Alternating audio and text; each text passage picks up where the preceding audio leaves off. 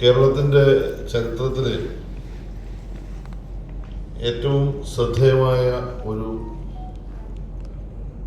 Meeting 18-19 നടക്കുകയാണ്. Kerala European union conclave എന്ന നാമധേയത്തിൽ നമ്മൾ സംഘടിപ്പിക്കുന്ന ഈ പരിപാടി അതിൻ്റെ വിജയകരമായ നടത്തിപ്പിനുള്ള എല്ലാ തയ്യാറെടുപ്പുകളും പൂർത്തീകരിച്ചു കഴിഞ്ഞു. സമുദ്രാധിഷ്ഠിത സാമ്പത്തിക വളർച്ചയോടെയുള്ള സുസ്ഥിര വികസനവും മത്സ്യ മേഖലയിൽ നമ്മുടെ നീല സമ്പദ്ഘടനയുമായി ബന്ധപ്പെട്ട് മത്സ്യത്തൊഴിലാളികൾക്കും മത്സ്യമേഖലയ്ക്കും പ്രയോജനകരമായ തരത്തിൽ കൃത്യമായ വ്യവസ്ഥകൾ പാലിച്ചുകൊണ്ട് പങ്കാളിത്തം ഉറപ്പു വരുത്തിക്കൊണ്ടുള്ള 2 ദിവസത്തെ കേരള യൂറോപ്യൻ യൂണിയൻ കോൺക്ലേവാണ് നമ്മൾ നടത്താൻ ഉദ്ദേശിക്കുന്നത്. 19 രാവിലെ 9:30 കേരളത്തിന്റെ ബഹുമാന്യ മുഖ്യമന്ത്രി ശ്രീ പിണറായി വിജയൻ കോൺക്ലേവ് ഉദ്ഘാടനം ചെയ്യും. ബ്ലൂ ടൈഡ്സ് 2 തീരങ്ങൾ ഒരേ കാഴ്ചപ്പാട് എന്ന പ്രമേയത്തിന്റെ അടിസ്ഥാനത്തിൽ കേന്ദ്ര സർക്കാരിന്റെയും യൂറോപ്യൻ യൂണിയന്റെയും പൂർണ്ണ സഹകരണത്തോട് സംസ്ഥാന ഗവൺമെന്റിന്റെ മേൽനോട്ടത്തിൽ സംസ്ഥാന ഫിഷറീസ് വകുപ്പാണ് 18-19 തീയതികളിലെ ഈ കോൺക്ലേവ് സംഘടിപ്പിക്കുന്നത്. കോവളം ലീല റാവിസിലാണ് ഇത് നടക്കുന്നത്. ഇന്ത്യയിൽ നിന്നും യൂറോപ്പിൽ നിന്നുമുള്ള ധാരാളം വിദഗ്ധരും വ്യത്യസ്ത മേഖലകളിലെ നിരവധി പ്രമുഖ വ്യക്തികളും പങ്കാളികളാകുന്ന ഒരു ഒത്തുചേരലാണ് ഇവിടെ ഫിഷറീസ് വകുപ്പിന്റെ നേതൃത്വത്തിൽ നടക്കുന്നത്. ഫിഷറീസ് വകുപ്പിനെ സംബന്ധിച്ചിടത്തോളം ഇന്ന് കേരളത്തിൽ 600 കിലോമീറ്റർ ദൈർഘ്യമുള്ള തീരമേഖലയും കേരളത്തിന്റെ ഉൾനാടൻ മത്സ്യമേഖലയിലും വലിയ തരത്തിലുള്ള മുന്നേറ്റമാണ് കഴിഞ്ഞ 8 വർഷമായി ഇടതുപക്ഷ ജനാധിപത്യ ഗവൺമെന്റ് കാലയളവിൽ നടത്തി. 8 വർഷം എന്ന് ഞാൻ പറയുമ്പോൾ ഗവൺമെന്റ് ആദ്യത്തെ 1 വർഷം പദ്ധതികൾ രൂപപ്പെടുത്തുകയാണ്. മൊത്തത്തിൽ പറഞ്ഞാൽ 9 വർഷം. 2021 അധികാരത്തിൽ വന്ന 2ാം പിണറായി ഗവൺമെന്റ് കാലത്തും സമാനതകളില്ലാത്ത വികസനക്ഷേമ പ്രവർത്തനങ്ങളാണ് തീരദേശ മേഖലയിൽ നമ്മൾ നടത്തിയത്. എന്നാൽ ഈ സമാനതയില്ലാത്ത വികസനക്ഷേമ പ്രവർത്തനം നടത്തുമ്പോഴും ഇന്ത്യയിൽ ഏറ്റവും വലിയ മുന്നേറ്റം ഉണ്ടാക്കിയ മത്സ്യമേഖലയാണ് കേരളത്തിലെങ്കിലും ഇനിയും ഒരുപാട് കേരളത്തിലെ മത്സ്യമേഖലയുടെ വളർച്ച മുന്നോട്ട് കൊണ്ടുപോകേണ്ടതിന്റെ ആവശ്യകത മനസ്സിലാക്കിക്കൊണ്ടാണ് വിവിധ തലത്തിലുള്ള കർമ്മ പദ്ധതികൾക്ക് ഫിഷറീസ് വകുപ്പ് രൂപത്തിൽ. അതിലൊരു പ്രധാനപ്പെട്ട ഒരു പദ്ധതിയായിട്ടാണ് ഈ പറയുന്ന കേരള യൂറോപ്യൻ യൂണിയൻ കോൺക്ലേവിനെ കാണുന്നത്. ഇതിനകം Finland, France, Hungary, Poland, Slovakia, Slovenia, Sweden, Denmark, Bulgaria, Austria, Malta, Spain, Italy, Netherlands, Belgium, Romania, Germany എന്നീ 17 യൂറോപ്യൻ രാജ്യങ്ങൾ ഉറപ്പായി പങ്കെടുക്കുമെന്ന് അറിയിച്ചിട്ടുണ്ട്. മറ്റ് രാജ്യങ്ങൾ അവരുടെ അറിയിപ്പ് വരും ദിവസങ്ങൾ ഉണ്ടാവുമെന്നാണ് ഞങ്ങൾ പ്രതീക്ഷിക്കുന്നത്. കേന്ദ്ര ഗവൺമെന്റിന്റെ നിർലോഭമായ സഹായവും പിന്തുണയും സഹകരണത്തിൽ ലഭിച്ചിട്ടുണ്ട്. കേന്ദ്ര വിദേശകാര്യ മന്ത്രാലയം, കേന്ദ്ര ഫിഷറീസ് വകുപ്പ്, കേന്ദ്ര പോർട്ട് ഡിപ്പാർട്ട്മെന്റ് അടക്കം നല്ല തരത്തിൽ സംസ്ഥാന ഗവൺമെന്റിന്റെ ഈ പദ്ധതിയോട് യോജിച്ച് കൂട്ടായ ഒരു പ്രവർത്തനമായിട്ടാണ് നമ്മളിപ്പോൾ ഇതിനെ ഈ നിലയിലേക്ക് എത്തിക്കാൻ ഇടവരുത്തിയിട്ടുള്ളത്. ഇതിന്റെ ഭാഗമായി കേന്ദ്രമന്ത്രിമാർ, കേന്ദ്ര ഗവൺമെന്റ് മുതിർന്ന ഉദ്യോഗസ്ഥർ, അതുപോലെ തന്നെ നയവിദഗ്ധർ, രാജ്യത്തും രാജ്യത്തിന് പുറത്തും കേരളത്തിലുള്ള വ്യവസായ പ്രമുഖർ, വ്യത്യസ്ത മേഖലയിലെ വിദഗ്ധന്മാർ അടക്കം 500ഓളം പ്രതിനിധികൾ ഈ പരിപാടിയിൽ പങ്കെടുക്കുമെന്നാണ് ഞങ്ങൾ പ്രതീക്ഷിക്കുന്നത്. ഇന്ത്യയിലെയും ഭൂട്ടാനിലെയും European Union ambassador Herve Delphin, അദ്ദേഹമാണ് ഇത് യൂറോപ്യൻ യൂണിയന് വേണ്ടി ഓർഗനൈസ് ചെയ്ത് നേതൃത്വം കൊടുക്കുന്നത്. ഈ ചടങ്ങിൽ ഈ പരിപാടിയുടെ മൊത്തം മേൽനോട്ടം അദ്ദേഹമാണ്. മറ്റെല്ലാ പങ്കെടുക്കുന്ന രാജ്യങ്ങളുടെ അംബാസഡർമാർ തന്നെ ഈ കോൺക്ലേവിൽ പങ്കെടുക്കുന്നുണ്ട്. അതത് രാജ്യത്തിന്റെ പ്രമുഖർ പങ്കെടുക്കുന്നുണ്ട്. മുഖ്യ സംഘാടകനായി പങ്കെടുക്കുന്നത് European Union ambassador Herve Delphin ആണെന്ന കാര്യം പറയാൻ ആഗ്രഹിക്കുകയാണ്. ധാരാളം ചർച്ചകൾ ഈ കോൺക്ലേവിന്റെ ഭാഗമായി നടക്കുന്നുണ്ട്. ഇന്ത്യയിലെയും യൂറോപ്പിലെയും വിദഗ്ധന്മാരായ ആളുകളെല്ലാം ഈ ചർച്ചയിൽ പങ്കാളികളാകുന്നു. മറൈൻ ലോജിസ്റ്റിക്, അക്വാകൾച്ചർ, സമുദ്ര മത്സ്യബന്ധനം, തീരദേശ ടൂറിസം, പുനരുപയോഗ സമുദ്രോർജം, ഹരിത സാങ്കേതിക വിദ്യകൾ തുടങ്ങിയ മേഖലകളിലെ കേരള യൂറോപ്യൻ യൂണിയൻ പങ്കാളിത്തം എങ്ങനെ നമുക്ക് ഭാവിയിൽ ആസൂത്രണം ചെയ്യാൻ കഴിയും എന്നത് ആണ് പ്രധാനമായും ചർച്ച ചെയ്യപ്പെടുന്നത്. നൈപുണ്യ വികസനം, അക്കാദമിക് സഹകരണം, തൊഴിൽ സാധ്യത, നവീകരണം, സംയുക്ത ഗവേഷണ വികസനം, സ്റ്റാർട്ടപ്പ് നവീകരണം എന്നിവയിലെ സംയുക്ത സംരംഭങ്ങളും ഈ ചർച്ചയുടെ ഭാഗമായി രൂപപ്പെടുത്താനാണ് ഉദ്ദേശിക്കുന്നത്. കേരളത്തിന്റെ വിശാലമായ സമുദ്ര തീര സാധ്യതകളും യൂറോപ്യൻ യൂണിയന്റെ ശാസ്ത്രീയ നയ വൈവിധ്യവും പ്രയോജനപ്പെടുത്തി സംസ്ഥാനത്തിന്റെ സുസ്ഥിര സമുദ്രാധിഷ്ഠിത വികസന മാതൃകയായി എങ്ങനെ നമ്മുടെ സംസ്ഥാനത്തെ വികസിപ്പിക്കാൻ കഴിയും എന്ന ഒരു രൂപരേഖ ഈ കോൺക്ലേവിൽ നമ്മൾ അവതരിപ്പിക്കാൻ ഉദ്ദേശിക്കുന്നുണ്ട്. ഈ കോൺക്ലേവിൽ കേന്ദ്ര ഫിഷറീസ്, മൃഗസംരക്ഷണ, ക്ഷീരവികസന വകുപ്പ് മന്ത്രി രാജീവ് രഞ്ജൻ സിംഗും കേന്ദ്ര തുറമുഖ, ഷിപ്പിംഗ്, ജലപാത മന്ത്രി സർബാനന്ദ സോനോവാളും കേന്ദ്ര ഫിഷറീസ്, മൃഗസംരക്ഷണ, ക്ഷീര വികസന സഹമന്ത്രി ശ്രീ ജോർജ് കുര്യനും കേന്ദ്ര ഗവൺമെന്റിനെ പ്രതിനിധീകരിച്ചുകൊണ്ട് ഈ കോൺക്ലേവിൽ പങ്കെടുക്കുന്നുണ്ട്. ലക്ഷദ്വീപ്, ദാദ്രാനഗർ ഹാവേലി, ദാമൻ ആൻഡ് ദിയു കേന്ദ്രഭരണ പ്രദേശങ്ങളുടെ അഡ്മിനിസ്ട്രേറ്റർ പ്രഫുൽ ഭട്ട്, സംസ്ഥാന ധനകാര്യമന്ത്രി ശ്രീ കെ എൻ ബാലഗോപാൽ, പ്രതിപക്ഷ നേതാവ് Shri V D Satheesan, Lulu group ചെയർമാനും managing director Shri M A Yusuff Ali, Kalyan universe ചെയർമാനും managing director T S Kalyanaraman എന്നിവര് ഈ ചടങ്ങിൽ പ്രത്യേകമായി പങ്കെടുക്കുന്നു. യൂറോപ്യൻ യൂണിയൻ രാജ്യങ്ങളിൽ നിന്നുള്ള അംബാസഡർമാർക്ക് പുറമെ സംസ്ഥാന മന്ത്രിമാരായ Shri K Rajan, Shri K Krishnankutty, V Sivankutty, P Rajeev, Shri V N Vasavan, Shri P A Muhammad Riyas, Shri G R Anil, Shri M B Rajesh, doctor R Bindu, Shrimati Veena George, doctor Shashi Tharoor M P, A Vincent M L A, mayor Arya Rajendran എന്നിവരും ഉദ്ഘാടന ചടങ്ങിൽ വിശിഷ്ടാതിഥികളായി പങ്കെടുക്കുന്നുണ്ട്. സംസ്ഥാന chief secretary doctor A Jayathilak ഈ കോൺക്ലേവിൽ സ്വാഗതം ആശംസിക്കും. കേന്ദ്ര ഫിഷറീസ് മന്ത്രാലയം സെക്രട്ടറി ഡോക്ടർ അഭിലക്ഷ് ലിഖി, കേന്ദ്ര വിദേശകാര്യ മന്ത്രാലയം സെക്രട്ടറി സിബി ജോർജ്, സംസ്ഥാന fisheries board special secretary Abdul Nasar B IAS എന്നിവരും ഇതിന്റെ ഭാഗമായി വിശിഷ്ടാതിഥികളായി പങ്കെടുക്കുന്നുണ്ട്. 6 പാനൽ സെക്ഷനുകൾ ഈ കോൺക്ലേവിൽ നമ്മൾ നടത്താൻ ഉദ്ദേശിക്കുന്നുണ്ട്. യൂറോപ്യൻ യൂണിയൻ അംബാസഡർമാരും നിക്ഷേപകരും കേന്ദ്ര സംസ്ഥാന സർക്കാർ ഉദ്യോഗസ്ഥരും ഈ പാനൽ സെക്ഷനിൽ പങ്കെടുക്കും.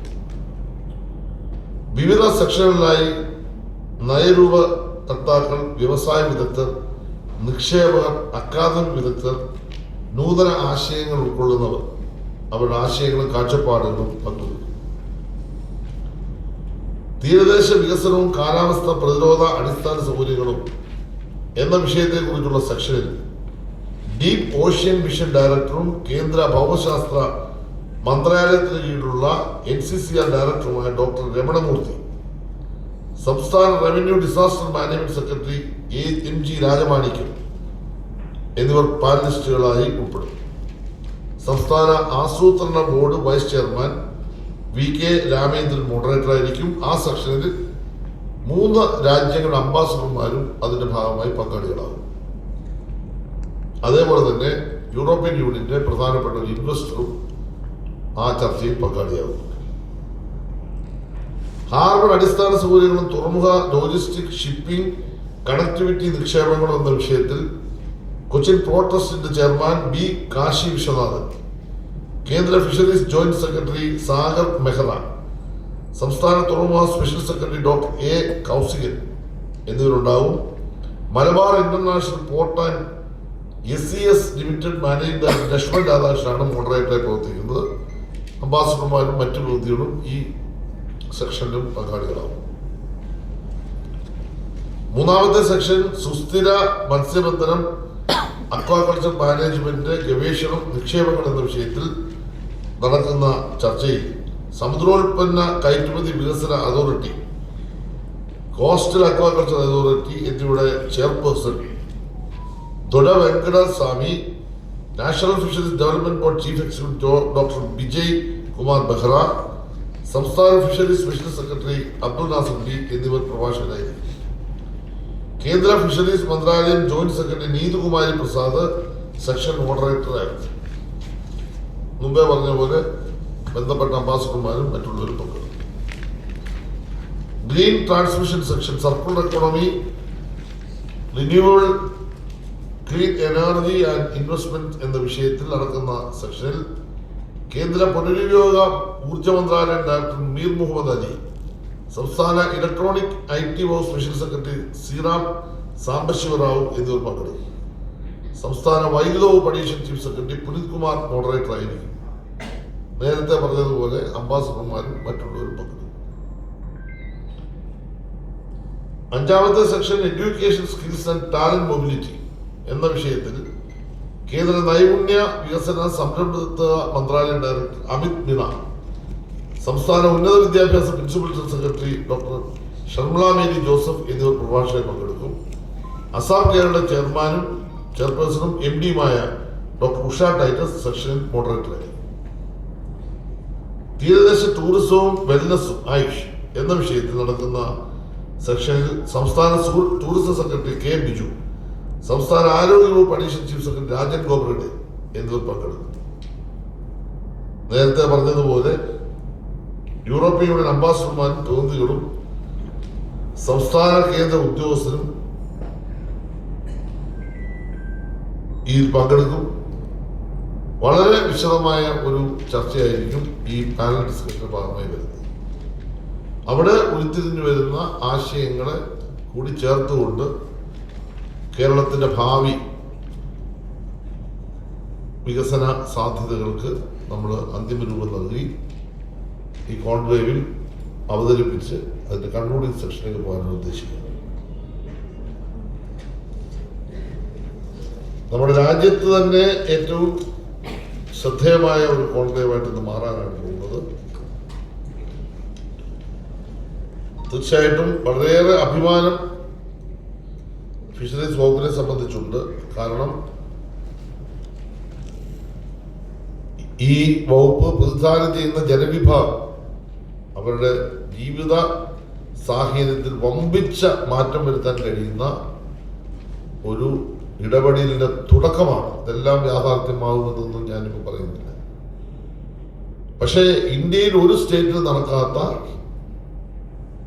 ഇത്രയും യൂറോപ്യൻ രാജ്യങ്ങളുടെ അംബാസഡർമാരും പ്രമുഖരും പങ്കെടുത്തുകൊണ്ട് കേരളത്തിലെ മത്സ്യമേഖലയെക്കുറിച്ചും കേരളത്തിന്റെ തീരമേഖലയെക്കുറിച്ചും നമ്മുടെ സമുദ്ര മേഖലയിലെ വികാസം വളർച്ചയെക്കുറിച്ചും അതിൻ്റെ അനുബന്ധമായി വരുന്ന ആരോഗ്യ വ്യവസായ നൈപുണ്യ മേഖലയെക്കുറിച്ചും എല്ലാം ഒരു ചർച്ച നടത്താൻ നമുക്കൊരവസരം നമുക്കുണ്ടായി.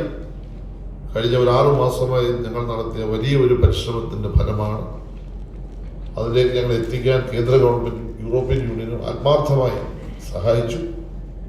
ഒരു ടീമായി കേരളത്തിലെ ഗവൺമെൻറ് ഈ കോൺഗ്രസ് സംഘടിപ്പിക്കുമ്പോൾ എല്ലാ മാധ്യമ സുഹൃത്തുക്കളുടെയും നല്ല സഹായവും പിന്തുണയും ഭാവി കേരള വികസനത്തിൻ്റെ ഒരു പുതിയ കാഴ്ചപ്പാട് രൂപം നൽകുന്ന ഒരു സഹായകരമായ പ്രവർത്തനം നിങ്ങളുടെ ഭാഗത്തുണ്ടാകുമെന്ന് പ്രതീക്ഷിക്കുകയാണ്. ഈ കോൺക്ലേവിൽ തെരഞ്ഞെടുക്കപ്പെടുന്ന 100 ഇൻവെസ്റ്റേഴ്സ് പങ്കെടുക്കുന്നു. ഇന്ത്യക്ക് പുറത്ത്, ഇന്ത്യക്കകത്ത്, കേരളത്തിനകത്തുള്ള വളരെ സെലക്റ്റഡ് ആയിട്ടുള്ള 100 ഇൻവെസ്റ്റേഴ്സിനാണ് പങ്കെടുപ്പിക്കുന്നത്. ഈ കോൺക്ലേവിൽ ട്രേഡ് യൂണിയന്റെ പ്രതിനിധികൾ, എല്ലാ ട്രേഡ് യൂണിയൻ പ്രതിനിധികളെ ഞങ്ങൾ പങ്കെടുപ്പിക്കുന്നുണ്ട്. മത്സ്യമേഖലയിൽ പ്രവർത്തിക്കുന്ന എല്ലാ ട്രേഡ് യൂണിയനുകളും അംഗീകൃത ട്രേഡ് യൂണിയന്റെ പ്രതിനിധികളിൽ പങ്കെടുക്കും. വിവിധ വകുപ്പുകളുടെ എല്ലാ മേധാവികളും ഈ കോൺക്ലേവിൽ പ്രതിനിധികളായിരിക്കും. അതുപോലെ തന്നെ യൂണിവേഴ്സിറ്റി പ്രതിനിധീകരിച്ചുള്ള പ്രതിനിധികൾ ഈ കോൺക്ലേവിൽ ഉണ്ടാവും. യൂറോപ്യൻ യൂണിയന്റെ ഭാഗമായി വരുന്ന പ്രതിനിധികളുണ്ടാവും. കേന്ദ്ര ഗവൺമെന്റിന്റെ ഭാഗമായി വരുന്ന പ്രതിനിധികളുണ്ടാവും. എല്ലാം കൂടി 500 പേരെയാണ് പ്രതിനിധികളായി നിശ്ചയിച്ചിട്ടുള്ളത്. 19-ാം തീയതി രാവിലെ 9:30 ഉദ്ഘാടന സെഷൻ നടക്കുമെങ്കിലും 18-ാം തീയതി 2:30 മണി മുതൽ 5:30 മണി വരെയുള്ള സമയത്താണ് യൂറോപ്യൻ യൂണിയൻ പ്രതിനിധികളുടെ മുമ്പാകെ കേരളത്തിന്റെ സാധ്യതകൾ എന്തെല്ലാമാണെന്നുള്ള വിഷയം ഞങ്ങൾ അവതരിപ്പിക്കുന്നു. 3 മണിക്കൂർ നേരം വിവിധ വകുപ്പുകൾ, 10ഓളം വകുപ്പുകൾ ചേർന്നുള്ള സ്ലൈഡുകൾ തയ്യാറാക്കിയാണ് പ്രസന്റേഷൻ നടത്തുന്നത്. എന്താണ് കേരളത്തിൽ നമുക്ക് ഉള്ള സാധ്യതകൾ, അതിനെ എങ്ങനെയാണ് കേരളം അപ്രോച്ച് ചെയ്യുന്നത്, എന്താണ് കേരളത്തിന്റെ കാഴ്ചപ്പാട്, ഇതിലെങ്ങനെയാണ് നിങ്ങൾക്ക് സഹകരിക്കാൻ പറ്റുന്നത്. ഈ ഡിസ്കഷൻ 18-ാം തീയതി ഉച്ചയ്ക്ക് 2:30 മുതൽ വൈകിട്ട് വരെ നടക്കും. വൈകുന്നേരം 7 മണി മുതൽ നല്ല സാംസ്കാരിക കലാപരിപാടികൾ ഈ തീര പ്രദേശത്ത് നടത്തും, ഹോട്ടലിലാണ് നടത്തും. 18-ാം തീയതി രാവിലെ അവര് ചില പ്രദേശങ്ങൾ വിസിറ്റ് ചെയ്യുന്നുണ്ട് അംബാസഡേഴ്സ്. 17-ാം തീയതി തന്നെ അവരെല്ലാം എത്തുമെന്നാണ് അറിയിച്ചിട്ടുള്ളത്. അത് കഴിഞ്ഞാണ് 19-ാം തീയതി 5 മണിയോടുകൂടി കൺക്ലൂഡിംഗ് സെഷൻ നടക്കും. ഇതാണ് നിങ്ങളോട് എല്ലാവരോടും പ്രസിദ്ധീകരിക്കുന്നത്.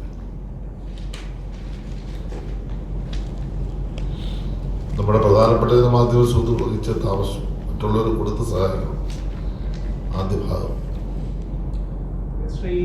സമുദ്ര കയറ്റുമതി, അതായത് ഏകദേശം കൊച്ചിയിൽ നിന്ന് മാത്രം ഒരു സാമ്പത്തിക വർഷം 6000 കോടിക്ക് മേളിലാണ്.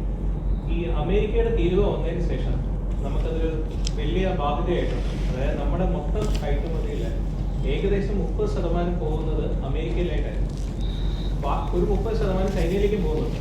അമേരിക്കയുടെ തീരുവ കാരണം നമുക്ക് വലിയൊരു പ്രശ്നം വന്നിട്ടുണ്ട്. അതായത് ചൈന വില കുറയ്ക്കാൻ ശ്രമിക്കുന്നുണ്ട്. അപ്പൊ ഈ കോൺക്ലേവില് എന്തെങ്കിലും ഒരു ട്രേഡ് എഗ്രിമെന്റോ എന്തെങ്കിലും അതിനുള്ള സാധ്യതയുണ്ടോ? ഒരു ചർച്ചയല്ലാതെ ഒരു ട്രേഡ് എഗ്രിമെന്റ് യൂറോപ്യൻ കൺട്രീസുമായിട്ട് നടത്താനുള്ള സാധ്യതയുണ്ട്? ഈ അമേരിക്കയുടെ ഈ തീരുവ ചുമത്തൽ കേരളത്തിൽ, പ്രത്യേകിച്ച് കേരളത്തിന്റെ എക്സ്പോർട്ടിംഗ് മേഖലയിൽ പ്രത്യേകിച്ച് മത്സ്യ എക്സ്പോർട്ടിംഗ് മേഖലയെ ബാധിച്ചിട്ടുള്ള വസ്തുതയാണ്. ഇതിനു മുമ്പ് തന്നെ മറ്റൊരു സാഹചര്യത്തിൽ നമുക്ക് കുറച്ച് പ്രയാസങ്ങൾ അമേരിക്കൻ ഗവൺമെന്റ് ഉണ്ടാക്കിയിട്ടുണ്ട്. അപ്പോൾ ആ ഒരു പ്രയാസം നിലനിൽക്കുമ്പോഴാണ് നമ്മൾ ഈ കോൺഗ്രസ് സംഘടിപ്പിക്കുന്നുള്ളത്. വളരെ പ്രധാനപ്പെട്ട ഒരു കാര്യമാണ്. അപ്പൊ സ്വാഭാവികമായിട്ടും നമ്മൾ അവിടെ പ്രസന്റ് ചെയ്യുന്ന കേരളത്തിന്റെ സാധ്യത, അത് പ്രൊജക്ട് ബേസ് ആയിട്ടുമുണ്ട്, അല്ലാതെ ഉണ്ട്. ഭാവി കേരളത്തിന്റെ സാധ്യതകളുടെ ഒരു ഭാഗത്ത്, നിലവിലുള്ള കേരളത്തിന്റെ ഈ മേഖലയിലെ സ്ഥിതിഗതികൾ ഒരു ഭാഗത്ത്, ഇപ്പോൾ നമുക്ക് ഏറ്റെടുക്കാൻ കഴിയുന്ന, എഗ്രി ചെയ്യാൻ കഴിയുന്ന പ്രപ്പോസൽസ് 2-3 തരത്തിലാണ് നമ്മളതിനെ കാണുന്നത്. സ്വാഭാവികമായിട്ട് ഞങ്ങൾ വിശ്വസിക്കുന്നു, അങ്ങ് ചോദിച്ച പോലെ തന്നെ കുറച്ച് പ്രൊജക്റ്റുകൾ യൂറോപ്യൻ രാജ്യങ്ങൾ അവരുടെ പിന്തുണയോടും അല്ലെങ്കിൽ അവര് നേരിട്ടോ അല്ലെങ്കിൽ അവരുടെ ഇൻവെസ്റ്റേഴ്സ് വഴിയോ കേരള ഗവൺമെന്റും ഇന്ത്യ ഗവൺമെന്റും യൂറോപ്യൻ യൂണിയൻ രാജ്യങ്ങളും യോജിച്ചോ ഇന്ത്യയിലെ കേരളത്തിലെ ഇൻവെസ്റ്റേഴ്സ് വഴിയോ നടത്താൻ ഉള്ള ഒരു സാഹചര്യം സൃഷ്ടിക്കപ്പെടുമെന്നാണ് ഞാൻ വിശ്വസിക്കുന്നത്. MOU പോലുള്ള കാര്യങ്ങൾ അവിടെ എത്രമാത്രം നടക്കുമെന്ന് പറയാൻ കഴിയില്ല. കാരണം എന്ന് പറഞ്ഞാൽ യൂറോപ്യൻ രാജ്യങ്ങളുടെ ഒരു പ്രശ്നം, വിദേശ മന്ത്രാലയത്തിൻ്റെ അനുവാദത്തോടുകൂടി നമുക്കൊരു പ്രോജക്റ്റിലേക്ക് പോകാൻ പറ്റും. നമ്മുടെ കേന്ദ്ര വിദേശ മന്ത്രാലയത്തിൻ്റെ അപ്രൂവൽ വേണം. സ്വാഭാവികമായിട്ടും ഇവിടെ നമ്മൾ എടുക്കുന്ന തീരുമാനം കേന്ദ്ര വിദേശകാര്യ മന്ത്രാലയത്തെ അറിയിച്ച് ഭാവിയിൽ അവരുടെ അനുവാദം വാങ്ങി MOUയിലേക്ക് നമുക്ക് പോകാൻ പറ്റും. പക്ഷേ താൽക്കാലികമായി ചില ധാരണാപത്രം ഇവിടെ ഉണ്ടാക്കാൻ കഴിയുമെന്നാണ് ഞങ്ങൾ പ്രതീക്ഷിക്കുന്നത്. അത്തരം ചർച്ചകളും ഇതിൻ്റെ ഭാഗമാണ്. എന്നാൽ ഇൻവെസ്റ്റേഴ്സിനെ സംബന്ധിച്ചിടത്തോളം ഈ പറഞ്ഞിട്ടുള്ള പ്രപ്പോസലുകൾ, പ്രൊജക്റ്റുകളിൽ എന്തെങ്കിലും ഇൻവെസ്റ്റ് ചെയ്യാൻ കഴിയുമെന്നുണ്ടെങ്കിൽ അതിനാവശ്യമായ MOUകളും അല്ലെങ്കിൽ എഗ്രിമെൻറ്റുകളോ ഒക്കെ തന്നെ ഇതിൻ്റെ ഭാഗമാണ് ഉണ്ടാക്കിയത്. ഇത് നമ്മൾ ഒരു ഇൻവെസ്റ്റേഴ്സ് മീറ്റ് അല്ല, അത് നമ്മൾ കണ്ടോളൂ. ഇൻവെസ്റ്റേഴ്സ് മീറ്റ് ആണോ എന്ന് ചോദിച്ചാൽ അല്ല, അല്ലയോ എന്ന് ചോദിച്ചാൽ ആണ്. സാധ്യതകൾ മാക്സിമം നമ്മൾ കൊണ്ടുവരുന്നു, ഒപ്പം നമ്മൾ ഇൻവെസ്റ്റ് ചെയ്യാനുള്ള പ്രൊജക്റ്റുകൾ പ്രസന്റ് ചെയ്തു. രണ്ടുമുണ്ട്. ഭാവി സാധ്യതകൾ നമ്മൾ കാണിക്കും, ഇൻവെസ്റ്റ് ചെയ്യാനുള്ള പ്രൊജക്റ്റുകൾ കൊടുക്കും. ഇൻവെസ്റ്റ് ചെയ്യാനുള്ള പ്രൊജക്റ്റുകൾ യൂറോപ്യൻ യൂണിയൻ രാജ്യങ്ങൾക്ക് ഇഷ്ടമാണെങ്കിലും അത് ഇവിടെ MOU സൈൻ ചെയ്യാൻ പറ്റില്ല. കേന്ദ്ര ഗവൺമെന്റിന്റെ അംഗീകാരം വേണം. പങ്കെടുക്കുന്ന ഇൻവെസ്റ്റേഴ്സിന് പ്രൊജക്റ്റുകൾ വേണമെങ്കിൽ MOUയിലേക്ക് പോകാം. എന്തായാലും നമുക്ക് വലിയ ദോഷം വരാത്ത രൂപത്തിൽ ഇത് പ്രയോജനപ്പെടുമെന്നാണ് ഞങ്ങൾ പ്രതീക്ഷിക്കുന്നത്. അതുകൊണ്ടാണ് ഞാൻ പറഞ്ഞത് ഒരു ചരിത്ര മുഹൂർത്തത്തിലാണ് കേരളം ഈ കോൺഗ്രസിനോട് സാക്ഷ്യം വഹിക്കാൻ പോകുന്ന ഒരു വസ്തുതയാണ്.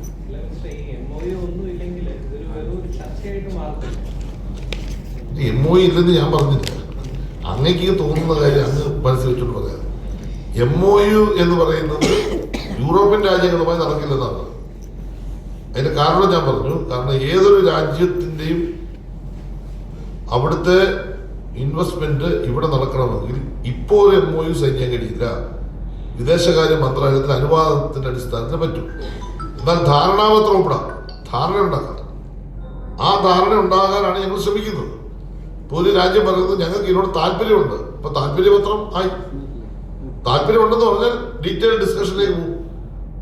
അതിന്റെ അംഗീകാരം കേന്ദ്ര ഗവൺമെന്റിൽ നിന്ന് വാങ്ങണം. ആ കേന്ദ്ര ഗവൺമെന്റ് അംഗീകാരം തന്നാലല്ലേ നമുക്ക് ചെയ്യാൻ പറ്റും. ഇപ്പൊ എനിക്ക് ഇവിടെ പറയാൻ പറ്റും, MOU സൈൻ ചെയ്യാൻ പറ്റും. കേന്ദ്ര ഗവൺമെന്റ് അംഗീകാരം വാങ്ങി.